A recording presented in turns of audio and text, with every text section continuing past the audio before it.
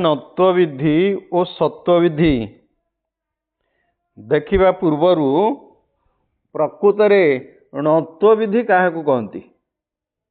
अच्छा सी कौची नत्व विधि ताकू कह रु र स। अच्छा एवं न मध्य रे रु र स एवं न मध्य रे ताले किए किए आसीबो ना क वर्ग आउ किए प वर्ग क वर्गर 5 क ख ग घ ङ प वर्गर 5 म पर्यंत ताने रु र स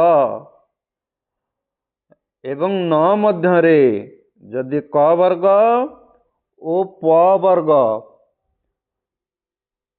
तापरे ज य ह उ आसे ताहेले न स्थान रे सरी न स्थान रे न हुए या को नत्व विधि कहा जाए। मने रहिला एटा मने रहिबो रु र स एवं न मध्य रे किए क वर्ग एवं प वर्ग एतिरे तो किछि घोषिबार नाही। तापरे से कहला ज य ज जोड़ा अंतस्थ ज कहती ज जय मने रहबनी जय ह शैलाती की थिले दंते न स्थान रे न हुए या को नत्व विधि कहा जाए। सेमिति सत्व विधि का कहा जाए जानिबा उचित। अच्छा सत्व विधि क्या कहा जाए बा सत्व विधि कौन ताले दंतस्थ स्थान रे कि मूर्धन्य स हब। अच्छा कौन सेतिकी से कहूची जदि हर्षई दीर्घई हर्षौ दीर्घौ ए ऐ ओ नुए ओ परे जदि क वर्ग थाए से कहूची केवल एतिकी नुहे जे कि एवं क वर्ग परे हर्षई दीर्घई हर्षौ दीर्घौ ए ऐ औ एवं क वर्ग परे दंत स थिले किए दंत स थिले सीए मूर्धन्य से ही जाए यह को सत्व विधि कहा जाए। एथिरे व्यतिक्रम किछि अछि ताकू भी आमे जानिबा स्वाभाविक शब्द अछि जो माने नीति नियम मानतेनी ताकू भी जानिबा जानी सारला परे हमर प्रश्न उत्तर आरंभ हब। एक नंबर अछि पद मध्य रे कौन हबाकू नत्व विधि कहा जाए। ताले पद मध्य रे न स्थान रे कौन हब न स्थान रे न हबाकू। अच्छा सेमती देख खरे कहला न स्थान रे न हब उल्टिया न स्थान रे न हब किछि फरक नाही उ स्थान रे न हब ताले हमर नियम कहूची न स्थान रे न हबाकू नत्व विधि कहा जाए। ताले केठी गेला एक नंबर क। 2 नंबर विदीर्ण केउ वर्ण परे न होइछि। देख विदीर्ण को आमे जदि देखिबा जे कि शब्द आउ वर्ण। अच्छा वर्तमान मु गोटे जोड़े तुमको भांगी की देखई दूची धरा जाऊ तुम जानी पारुन विदीर्णटा भांगी दब तापर चटी किमि जानिबो मु कहि दूची ब इ बी तापरे द इ विदि र हलंत हलंत ये हलंत देदेबा र तापर किए आसीब न तापर किए आसीब अ ताले र परे न अच्छी ताले वर्तमान यही देखिबा जे कि र परे स परे ए परे ताले एटी अच्छी र परे ण अच्छी ताहेले 2 नंबर ख ठीक। 3 नंबर को जिबा मार्गण र ओ न मध्यरे कौन व्यवधान अच्छी देख मार्गण को भांगी दियो जदि न जानच सीधा वर्ण आकार भांग म आ सेमिति र ग अ तापरे न अ ताले से कहूची र न मध्यरे देख एटा हला न आउ र मध्यरे किए आइला ग आसिला क वर्ग। अच्छा क वर्गर ग अच्छी ताले 3 नंबर ऑप्शन क ठीक। 4 नंबर केउ शब्द रे स्वाभाविक न हेची। अच्छा अन्वेषण एठी णत्व विधि दर्पण रे णत्व विधि तृण रे णत्व विधि किंतु देखिबा कणिका कणिका होउची एक स्वाभाविक शब्द तेणु एथिरे णत्व विधि होई नाही कणिका शब्द रे णत्व विधि होई नाही ताले ऑप्शन के ठीक है 4 र घ 4 र घ। सेमिति 5 नंबर न स्थान रे न होइथिबा शब्दटी को बाछ।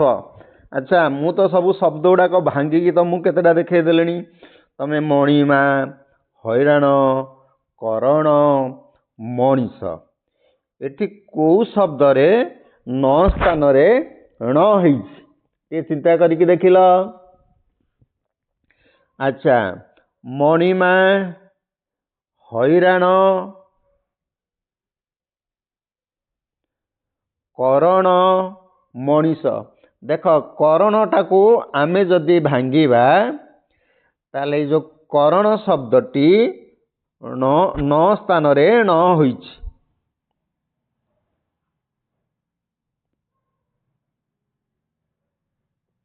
अच्छा एटा भांगुनु देख क अ तापरे र अ न अ। अच्छा अन्य 3 गोटी मणिमा हैराण मनीष स्वाभाविक शब्द अटे ताले हेला कौन देख ताले न स्थान रे न होइतिबा शब्दटी ताले न पूर्वरु र अछि न हेला ताले करण शब्द रे णत्व विधि हेछि। अच्छा केउ केउ वर्ण परे न थिले न हुए मु तुमको कहली केउ वर्ण परे रु रस कहितली कौन रु रु रस प्रथम जिनस रु रस परे सेटा मुधनेश ये जगह कौन मुधनेश रु रस परे न थिले से कौन हुए ना न हुए ताले 6 नंबर क ठीक।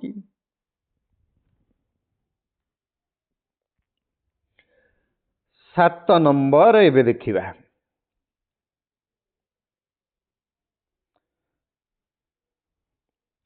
7 नंबर कहूची अणाकार शब्द रे न होइछि काहींकी। अच्छा अणाकार शब्दटा एक स्वाभाविक शब्द एक स्वाभाविक शब्द होइथिबारु एठारे न होइछि ताले ऑप्शन किए घ ठीक हैला। ଅଣାକାର। ଏ ସିଧା ସେଇ ଆକାରରେ ଚଳୁଛି, ଏଠି ନ ନାହିଁ। ତେଣୁ ଏହା ଏକ ସ୍ୱାଭାବିକ ଶବ୍ଦ, ସେଇଭଳି ଆକାରରେ ଏହା ଚଳୁଅଛି। ଏବେ ଦେଖିବା ପ୍ରସୂନ। ପ୍ରସୂନ ଶବ୍ଦରେ ଣ ହୋଇନି କାହିଁକି? ଆଚ୍ଛା, ପ୍ରସୂନ ଶବ୍ଦଟି ଆମେ ଯଦି ଦେଖିବା ତାହେଲେ ତାକୁ ଟିକେ ବର୍ଣ୍ଣ ଆକାରରେ ଦେଖିଦେବା। ପ୍ରସୂନ,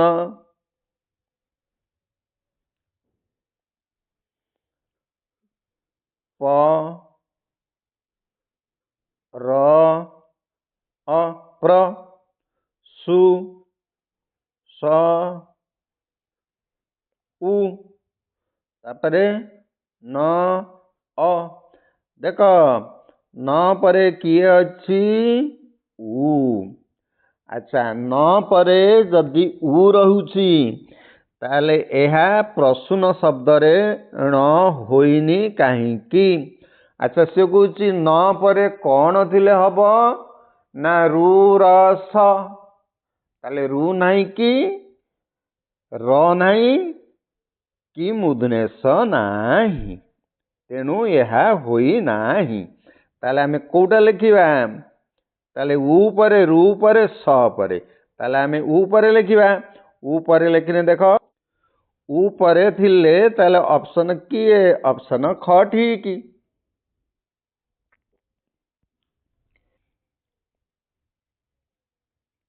ଦର୍ପଣ ଶବ୍ଦରେ ର ଓ ନ ମଧ୍ୟରେ କଣ ବ୍ୟବଧାନ ଅଛି? ଆଚ୍ଛା, ଆମେ ଭାଙ୍ଗିଦେବା। ଦ ଅ ର ଅର୍ପ ପ ଅ, ତାପରେ ନ ଅ। ଦେଖ, ନ ପରେ ପ ଅଛି। ପଟା କୋଉ ବର୍ଗ? ପ ବର୍ଗ। ସିଏ କହୁଛି ଯଦି ପ ବର୍ଗ ପରେ ନ ଥାଏ ତା ବି ମଧ୍ୟ ନତ୍ୱ ବିଧି ହୁଏ। ଆଚ୍ଛା, ଆମେ ପ ପାଇଗଲେ। ଆଚ୍ଛା, ତା ଭିତରେ ଦେଖିବା, କ ଦେଇଛି ଦ ବର୍ଣ୍ଣ ଅଛି, ଖରେ ଦେଇଛି ପ ବର୍ଣ୍ଣ ଅଛି, ଗରେ ଦେଇଛି ର ବର୍ଣ୍ଣ ଅଛି, ଘରେ ଦେଇଛି ଅ ବର୍ଣ୍ଣ ଅଛି। ତାହେଲେ ଖ ଠିକ, ପ ବର୍ଣ୍ଣ ଅଛି। ତାହେଲେ 9 ନମ୍ବର ଖ ଠିକ। 10 ନମ୍ବର, କେଉଁ ପଦରେ ଣତ୍ୱ ବିଧି ନାହିଁ? ଦାରୁଣ, ତୃଣ, ଭାଷଣ, ମଶାଣି। ଆଚ୍ଛା, ତମେ ବର୍ଣ୍ଣ ଗୁଡ଼ାକ ଭାଙ୍ଗିଦେଲେ ଜଣା ପଡ଼ିଯିବ। ଏବଂ ଏଠି ଯେ କି ଗୋଟେ ସ୍ୱାଭାବିକ ଶବ୍ଦ ଦେଇଛି, ତାହେଲେ ସ୍ୱାଭାବିକ ଶବ୍ଦଟା କିଏ ଅଛି? ନା ସ୍ୱାଭାବିକ ଶବ୍ଦଟା ବି ମଶାଣି ଅଛି। ଏଇଟା ଏକ ସ୍ୱାଭାବିକ ଶବ୍ଦ, ତେଣୁ ଏଇଠି କେବେ ଣତ୍ୱ ବିଧି କାମ କରି ନାହିଁ। ତାହେଲେ 10 ନମ୍ବର ଯଦି ଅପସନ ଲେଖିବ, ଘ ଲେଖିବ। 11, ଆସ୍ତିକ ଶବ୍ଦରେ କେଉଁ ବର୍ଣ୍ଣ ପରେ ଓ ଅଛି? ସରି, ଏଇ ଯୋଉ 11 ନମ୍ବରଟା, এইটা ପ୍ରଶ୍ନ ଆମ୍ବିଗୁଇଟି ବି ଅଛି, ପ୍ରଶ୍ନର ଉତ୍ତର କିଛି ମିଳୁନାହିଁ। ତେଣୁ ପ୍ରଶ୍ନ ଉତ୍ତର ପ୍ରଶ୍ନଟି ଭୁଲ ଭାବରେ କି ପ୍ରିଣ୍ଟ କରାଯାଇଛି, ତେଣୁ ମୁଁ ସେଟାକୁ ଛାଡ଼ି ଦଉଛି। ହେଲା, ଏବେ ଆମେ କୋଉଠିକି ଯିବା? ନା 12 ନମ୍ବରକୁ ସିଧା ଯିବା। ଶୁଶ୍ରୂଷା ଶବ୍ଦର କେଉଁ ବର୍ଣ୍ଣ ପରେ ମୂର୍ଧନ୍ୟଷ ଅଛି? ଆଚ୍ଛା, ସେମିତି ଆମେ ଶୁଶ୍ରୂଷା ଶବ୍ଦଟିକୁ ଯଦି ଭାଙ୍ଗିବା ତାହେଲେ କୋଉ ବର୍ଣ୍ଣ ପରେ ଯେ କି ମୂର୍ଧନ୍ୟଷ ଅଛି? ଏବେ ଭାଙ୍ଗିବା ପାଇଁ ହେଲେ ଦେଖିବ ମୂର୍ଧନ୍ୟଷର ପରବର୍ଣ୍ଣ ଏଇଟା ଦନ୍ତସ ଅଛି। ଆଚ୍ଛା, ଦନ୍ତସ ର ର ଫଳା ଅଛି, ହର୍ଷଉକାର ଅଛି। ଆଚ୍ଛା, ଆମେ ଦନ୍ତସର ର ଫଳା ହେଲେ ସ ର ଉ ଶ୍ରୁ। ଆଚ୍ଛା, ତାପରେ ମୂର୍ଧନ୍ୟଷ, ଆଚ୍ଛା ଏଇ ପୂର୍ବରୁ କ'ଣ ଅଛି ନା ଉ ଅଛି, ତେଣୁ ସେ କହୁଛି କେଉଁ ବର୍ଣ୍ଣ ପରେ ମୂର୍ଦ୍ଧନ୍ୟାସ ଅଛି, ତାହେଲେ ଆମର ଉ ପରେ ମୂର୍ଦ୍ଧନ୍ୟାସ ଅଛି, ତାହେଲେ ଏଇଠି ଆମେ ଲେଖିବା। ଅତଏବ 12 ନମ୍ବର ଅପସନ ଖ ଠିକ।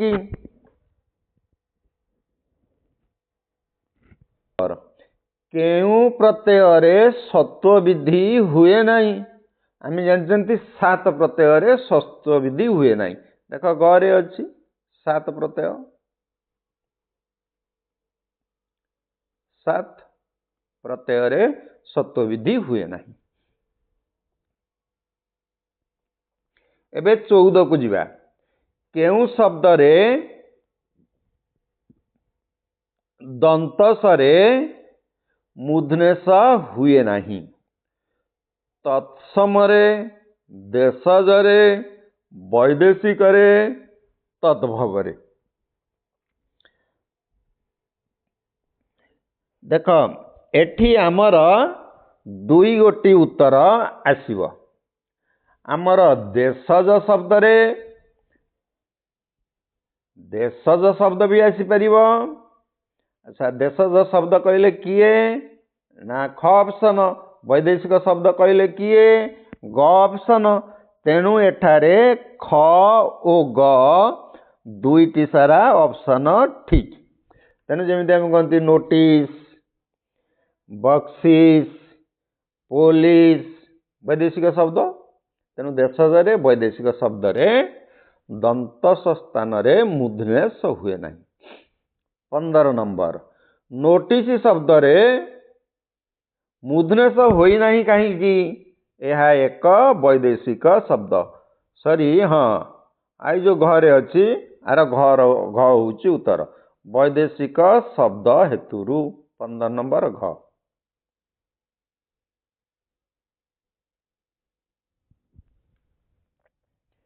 ନିଷ୍ଫଳ ଶବ୍ଦରେ କାହିଁକି ସ ହୋଇଛି?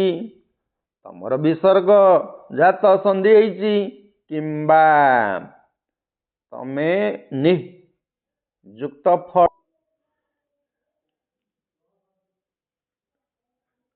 ନିଯୁକ୍ତ ଫଳ। ଆଚ୍ଛା ନି କି ଭାଙ୍ଗି ଦେଲେ, ନି କି ଆମେ ଲେଖିବା ନିସ୍ ଯୁକ୍ତ ଫଳ। ତାହେଲେ ଦେଖ ପ। ଆଚ୍ଛା ଇ ପରେ ସ ଥିବାରୁ 7 ପ୍ରତ୍ୟୟ ଥିବାରୁ ସହାୟକୀ ଭାବରେ ବିସର୍ଗ ସନ୍ଧି ହେଇଥିବାରୁ ତାହେଲେ 16 ନମ୍ବର ଘ ଠିକ। 17 ନମ୍ବର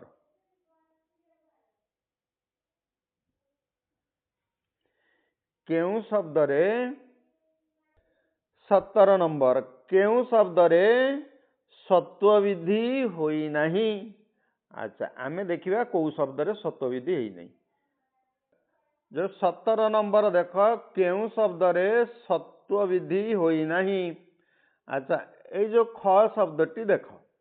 ଆଚ୍ଛା ଖ ଶବ୍ଦରେ ଦେଖ ବିସ୍ତାର ହେନେ ଏଟା ବ ଯୁକ୍ତ ଇ। ଆଚ୍ଛା ସ୍ତା, ସ, ତ, ଆ, ତାପରେ ର, ଅ। ଦେଖ ଆମର ଇ ପରେ ଦନ୍ତସ ଅଛି, ଇ ପରେ ଦନ୍ତସ ଦେଲେ ମୂର୍ଦ୍ଧନ୍ୟାସ ହେଇଯିବା କଥା, କିନ୍ତୁ ମୂର୍ଦ୍ଧନ୍ୟାସ ହୋଇ ନାହିଁ। ଏହା ସତ୍ୱ ବିଧିର ବ୍ୟତିକ୍ରମ। ତେଣୁ ବ୍ୟତିକ୍ରମ ହିସାବରେ କେଉଁ ସ୍ଥାନରେ ସତ୍ୱ ବିଧି ହୋଇନାହିଁ? ତାହେଲେ ବିସ୍ତାର ଶବ୍ଦରେ ସତ୍ୱ ବିଧିର ବ୍ୟତିକ୍ରମ ହେଇଛି। କେଉଁ ସନ୍ଧିଜାତ ସର ସ ହୁଏ, ଦନ୍ତସର ମୂର୍ଦ୍ଧନ୍ୟାସ ହୁଏ? 18 ନମ୍ବରକୁ ଯିବା। ସ୍ୱର ସନ୍ଧିରେ, ବ୍ୟଞ୍ଜନ ସନ୍ଧିରେ, ବିସର୍ଗ ସନ୍ଧିରେ, ସବୁ ସନ୍ଧିରେ ଆମେ ତ ପଢିକି ଆସିଲେ ଯେ କି ବିସର୍ଗ ସନ୍ଧିରେ ହୁଏ। ଦନ୍ତସ୍ଥ ସ୍ଥାନରେ ମୂର୍ଦ୍ଧନ୍ୟାସ ହୁଏ। ତେଣୁ 18 ନମ୍ବର ଗ ଠିକ। 19 ନମ୍ବର ଅନୁସନ୍ଧାନ ଶବ୍ଦରେ ମୂର୍ଦ୍ଧନ୍ୟାସ ହୋଇନାହିଁ କାହିଁକି?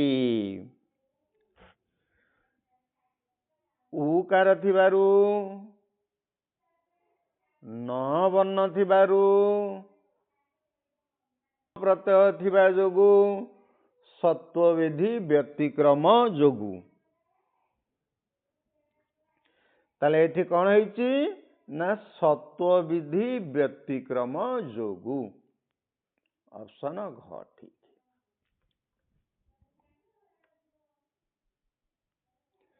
20 नंबर केउटी वैदेशिक शब्द चिन्ह कलुष प्रदेश पुलिस आषाढ़ ताने पुलिस गटी वैदेशिक शब्द ताले एठी हमर 20टी प्रश्न सत्वविधि नत्वविधि आलोचना सैला प्रश्न गुड़िक भारी इंपोर्टेंट थिला परीक्षा रे एठु तमे निश्चय 1 मार्क पाइबो तेणु भल भाव रे देख आउ जदि एठी बुझिबारी किछि असुविधा होछि हमर वीडियो अछि नत्वविधि ऊपर डिटेल वीडियो अछि सत्वविधि ऊपर भी डिटेल वीडियो अछि सेठी मध्य देखि परिबो।